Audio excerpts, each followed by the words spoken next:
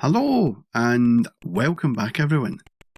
An amazing thing about the Commodore 64 was the vast amount of games that were available on it, and that while most folk from my generation will have played the banging hits, when it comes to obscure games, that isn't always the case.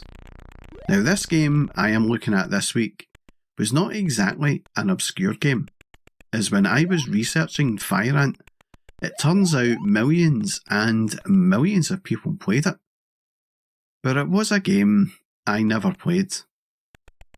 I only decided to have a look at it for this video because a friend of mine kept asking me to do this one. So this one is for a friend.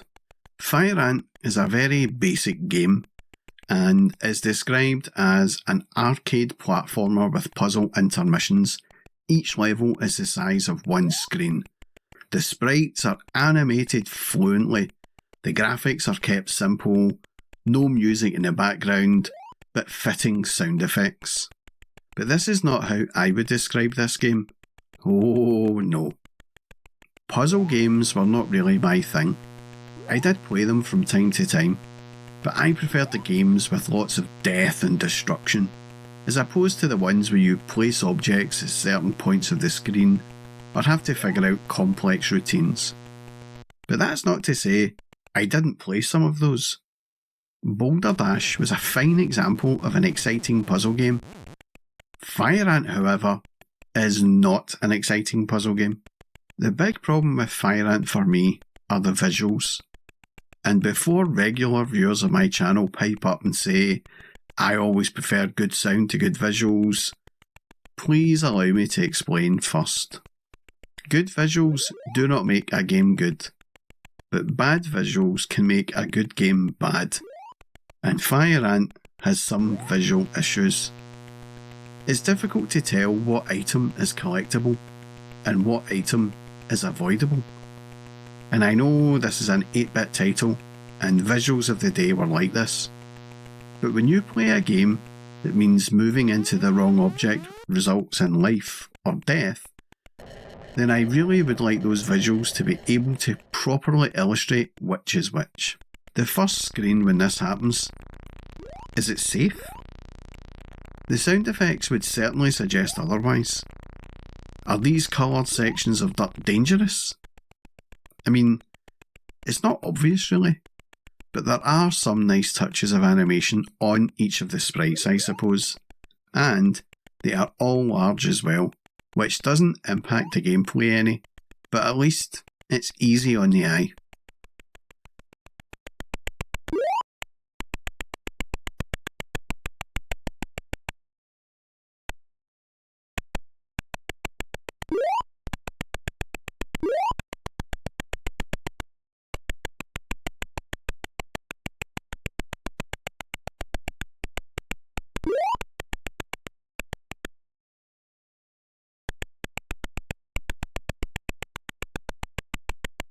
Now, let's talk about the sound.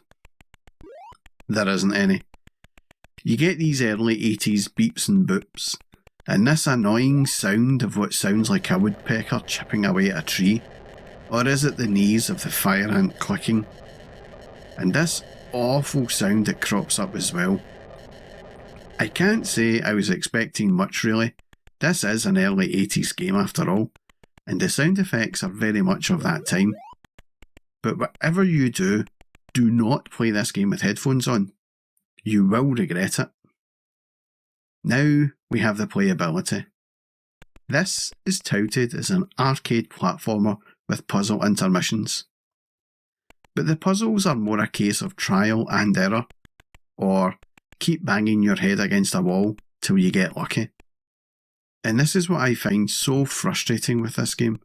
That and the fact I couldn't get it to work on my emulator, so I had to play an online version of it.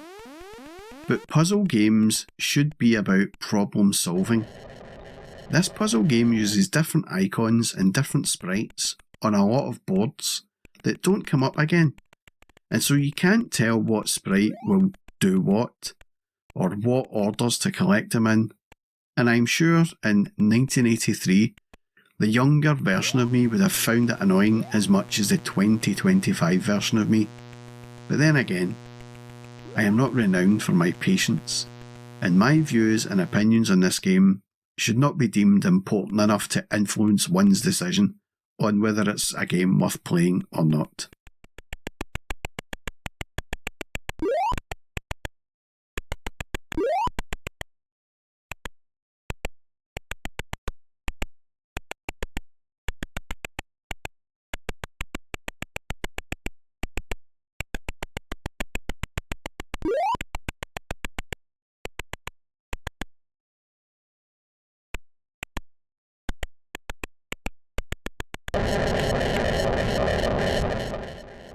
Once you figure out all of the chambers and remember the sequences, the game can be finished with a good amount of level memorisation in about 15 minutes or so.